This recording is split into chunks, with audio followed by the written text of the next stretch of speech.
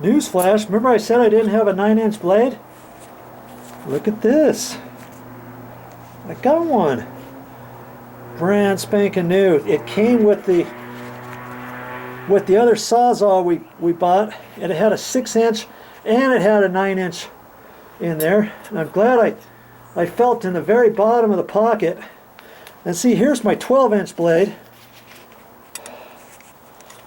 See? And it's not very sharp. You can see it's just not too sharp towards the end again. You know, from here this way it's not bad. So if I ever wanted to cut something, and let's say I only needed a 6 or 8-inch, 9-inch blade, and I could get to the end of this blade, I could use my 12-inch blade if I know I'm just cutting right there. Okay, so the 12-inch blade, if I did that up there, I don't think much is gonna happen, because it's kind of dull. But that top plate, let's just see. I'm gonna try it, but I'll show you if you didn't have a 9-inch blade. See, I'll have to swing my ladder around.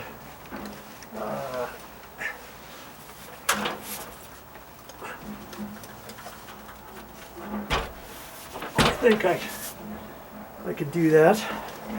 And I'm just trying to see if you can see all that. I'll try the 12-inch blade, and then we'll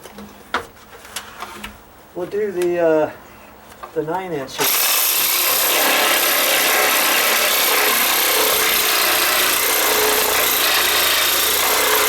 Yeah.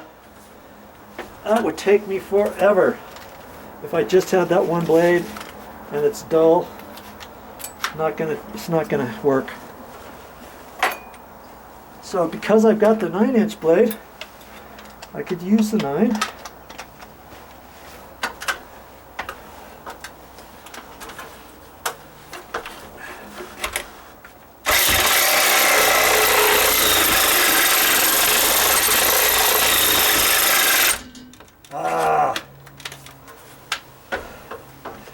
My battery's dead. And I've got another battery charging, so I'm gonna put that on and be right back. The joys of a battery operated Sawzall.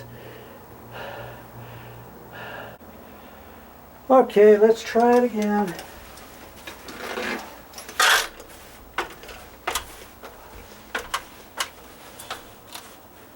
As you cut, you can feel the tip hitting the plywood. Once you get used to using the Sawzall, the last thing I would want to do is dig in there and think, okay, I need to go further, and poke a hole right through the stucco on the outside. Don't want to do that.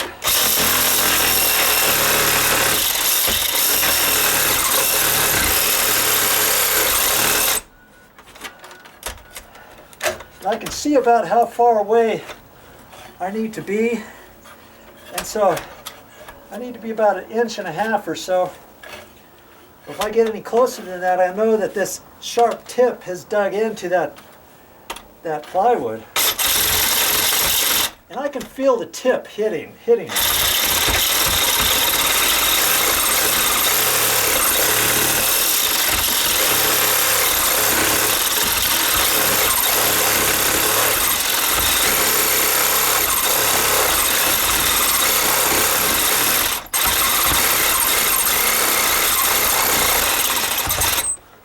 Okay, I got her. I got that nice and straight too. Wow. Now, like I say, had you only had a 6-inch blade, I would have had to go in at an angle for about 1/3 of it, then flip it over flat, then cut it straight. Now to see, boy, how am I going to set my ladder up there? Maybe I can do it off of a bucket. I've got my 5-gallon bucket here. Let's just keep the camera rolling. Rolling, rolling, rolling. Keep those doggies rolling. Right. Right. Okay. Now I'm hoping to not disturb that top plate.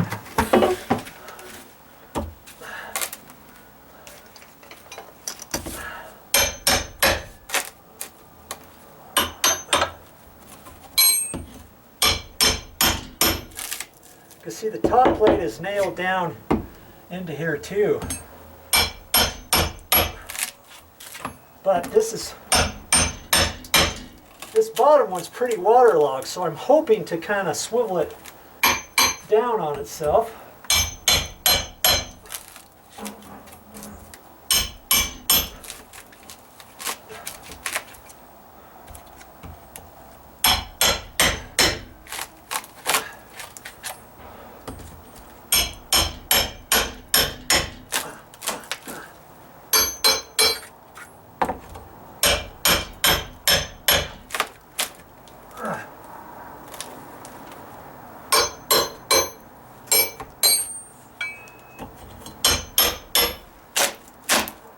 There it goes, there.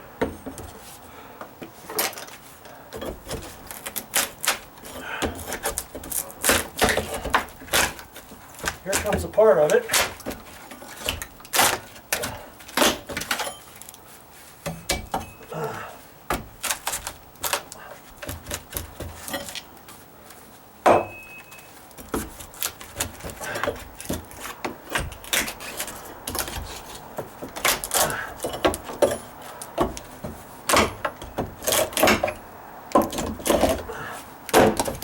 Whoa.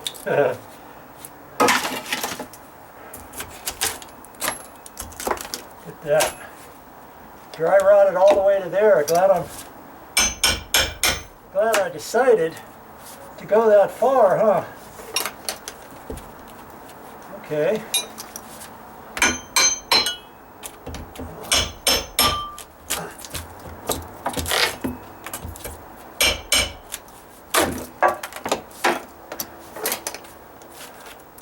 See, this is where the nails are coming down from the top, so I got 3 of them to mess with.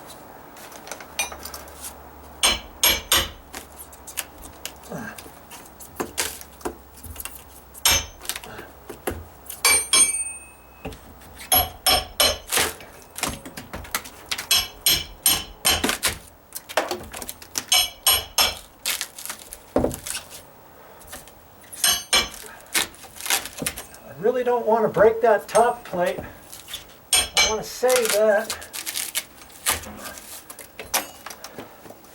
I've got to be careful. I'm hoping to save it. We'll have to check it when I get this off.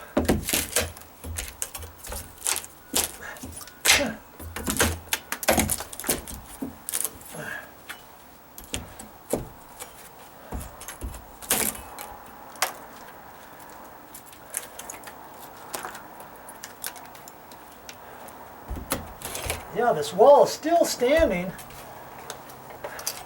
because of the plywood and stucco on the outside.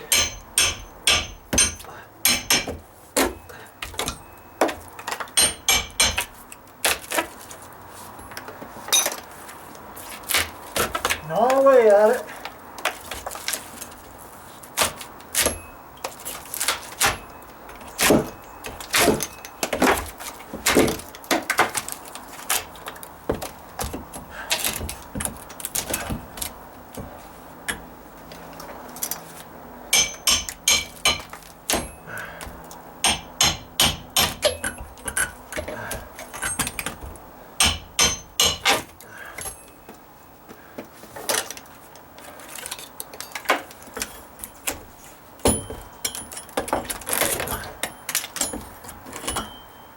There she be. there she be.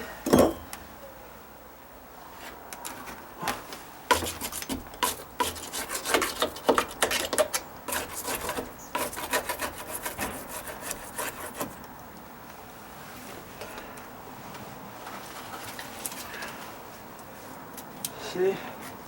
Look at that. Here's the outside. That's water damage. And then there's also mold buildup on it too. And then that transfers over to the plywood.